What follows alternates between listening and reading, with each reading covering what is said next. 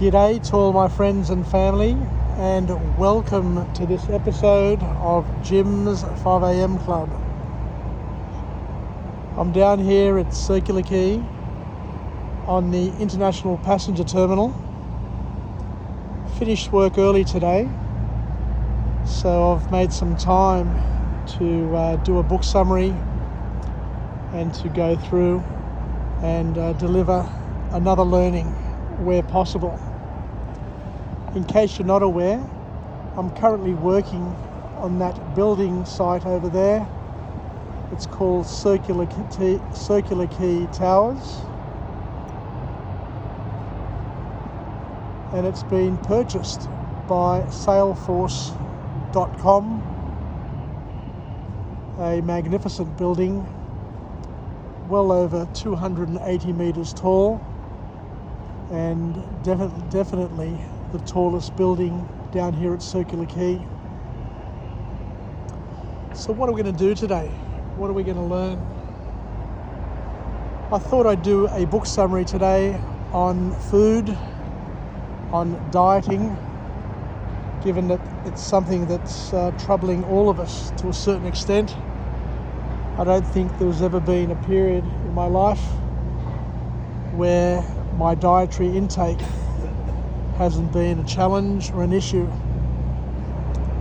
So this book that I'm going to go through is entitled Intuitive Eating by a female author who goes by the name of Evelyn Tribole.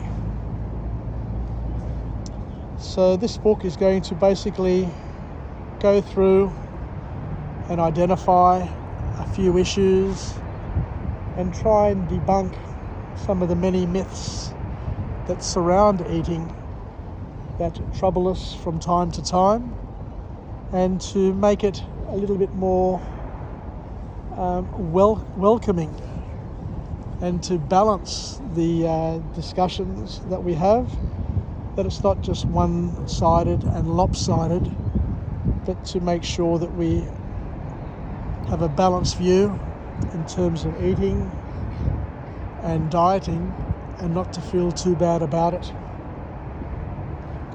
So the author here kicks off her book summary, kicks off her book with the notion that we shouldn't feel bad about our food choices and about how we eat and what we eat. It's more important, according to this author, to have a healthy and a balanced relationship with food, which means that you're not morally superior nor inferior based on the eating choices that you make. You know, we are surrounded by movements throughout the world. We've got the vegan movement, we've got vegetarian movements, we've got all of these different eating tribal movements that are making life pretty tricky, I guess, for many people. So the key message to come from this author is that each person is entitled to do whatever they think is right for themselves, and there's no right or wrong eating regime. There's no need to take the moral high ground if you eat a particular type of food or you don't eat certain foods. Now, this was the sort of mentality that Jesus focused on in the Bible, in terms of having far too many rules and to think that you have a higher moral position in terms of what you eat or what you choose not to eat. But the important message from this author is that each person has the right to choose whatever food they want to eat, and not to feel superior nor inferior from those eating choices. So this author, as I mentioned before, is going to go through and help us debunk some of the many issues that we face and we hear about food, and to help us feel better about what we're eating and why we're eating it, and not to feel bad in any way, shape or form. So the author then goes on to say, and to make it very, very clear, that we all know that diets simply don't work for a number of reasons. And she says that instead of dieting for a determined period, what you're better off doing is changing your lifestyle for a longer period. And by doing so, you will reap the benefits of this change or this improvement, instead of being tortured and made to feel bad and made to feel as if you're missing out, the fear of missing out by being on a particular diet for a period of time. And the author reminds us, and as we know, we've been through this before many times ourselves, that diets tend to fail because they are a diet, because they are limiting.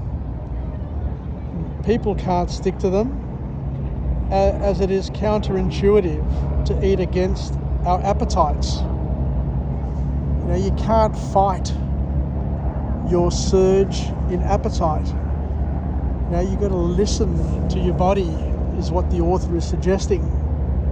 And to think that you can just have some rules and try and stick to those rules is really, really hard.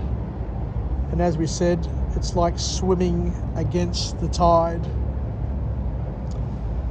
So we need to break our current eating beliefs, because sometimes the beliefs that we hold are the things that are causing us the greatest grievance.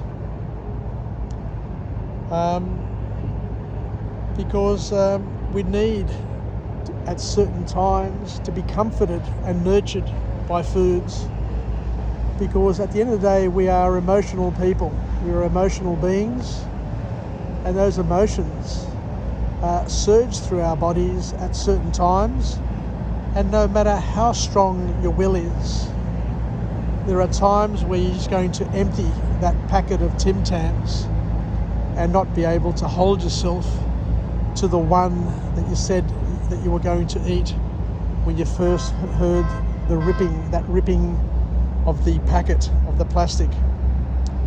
We need sweet escapes. And it's just the way we're wired, it's just the way we're built. And to think that it is possible to just turn off the tap and to stop doing things just because you want to stop doing it is folly in itself.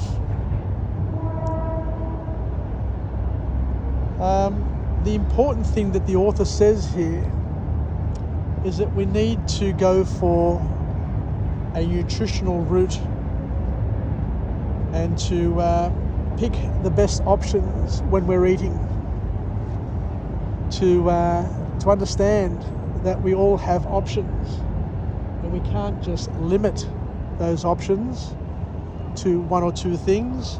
We need to have a broader opening, or a broader spectrum, an array of things, in order to help us in our hour of need. So we shouldn't be denying ourselves, is the key point that the author is making, because this denial is in of itself the biggest issue that we face and the biggest downfall that we're going to experience. The second formal point that comes from this author of this wonderful book is that diets are restrictive, so listening to your body and eating intuitively is the key. So it's a different way of looking at things, it's a different way of weighing things up from an eating perspective, But what the author here is saying is sometimes you need to go with the flow and to listen to your body rather than to go against those feelings, that emotion that you're feeling, because the more you fight it, the harder it's going to be. So the author goes on to say, once again, that usually when we diet, our bodies enter a starvation mode, and that plays with our mind and that plays with our emotions at the same time. So where are we going with this? What we're saying here is that sooner or later, regardless of how strong one is, regardless of how strong your will is, you're going to eventually submit to the temptations, and not only submit, you're going to overeat, you're going to overdo it, and you're going to undo manyfold the good that you've been doing by restricting your eating and limiting your food intake. So let's take this one step further.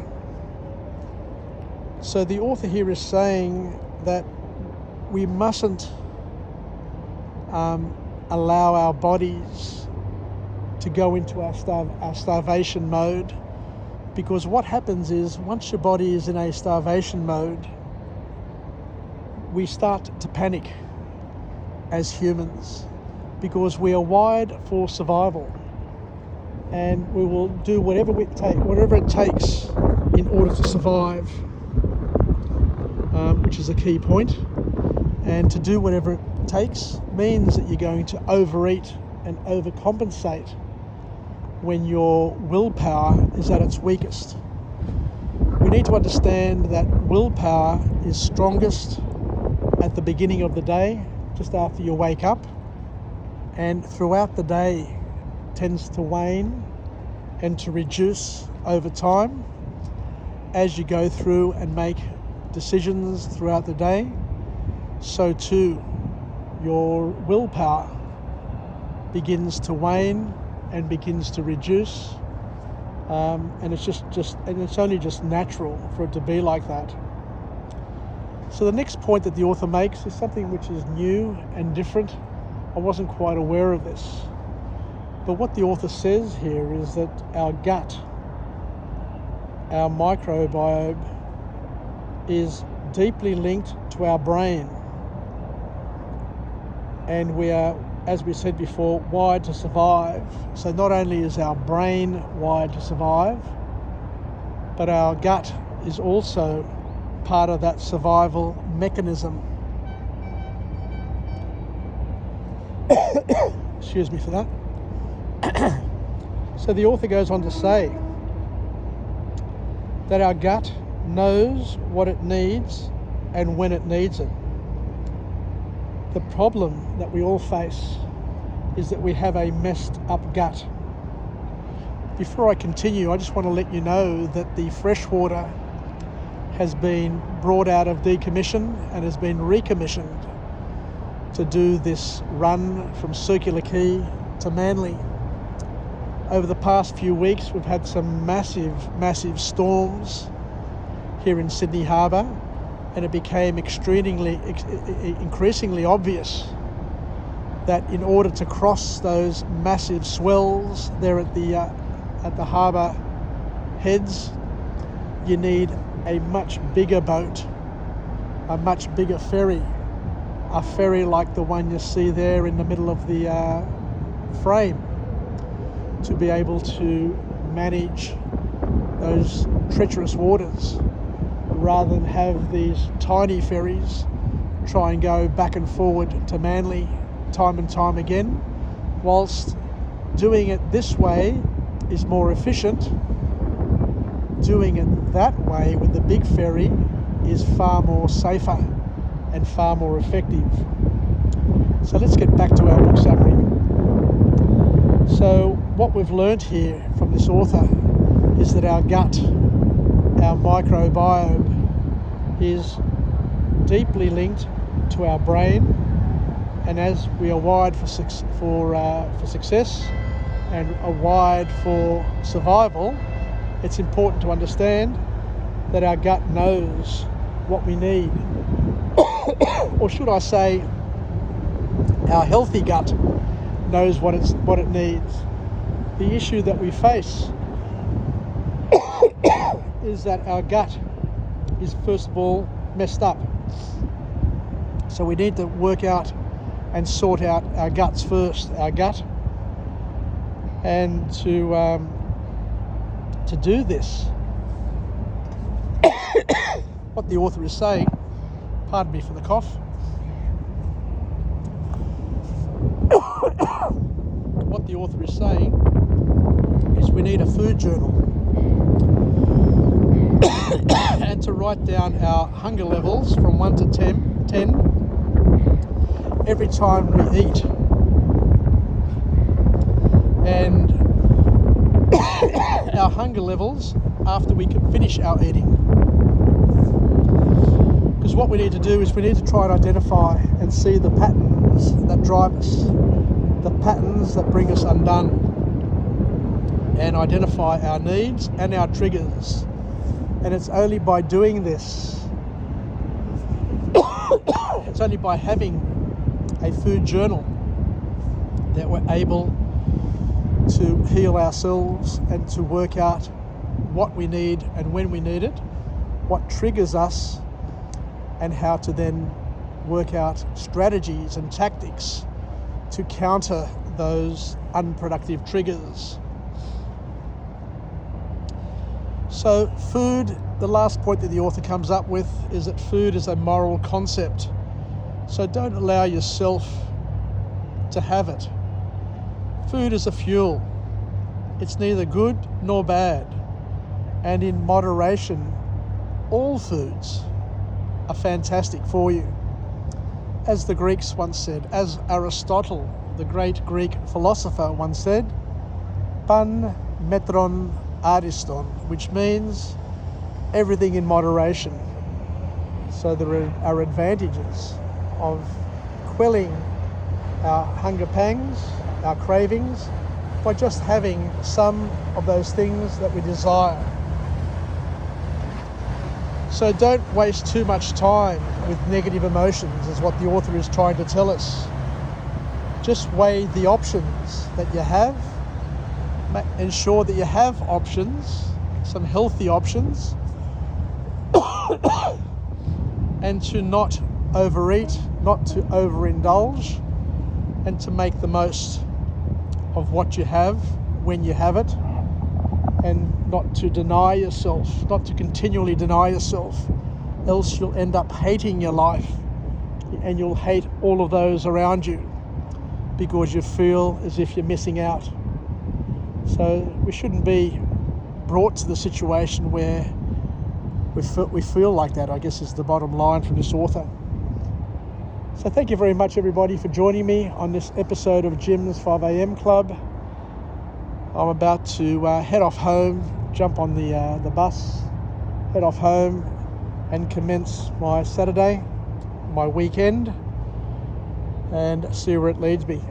Hopefully I'll get some time to take my good wife, Paula, and bring her down to the Vivid Light Festival tonight. We'll see how we go. But it looks a bit overcast, but if it's a dry old evening, it may be a good idea, given that the festival ends in a couple of days. Yassas, take care, and we'll chat again. Bye for now.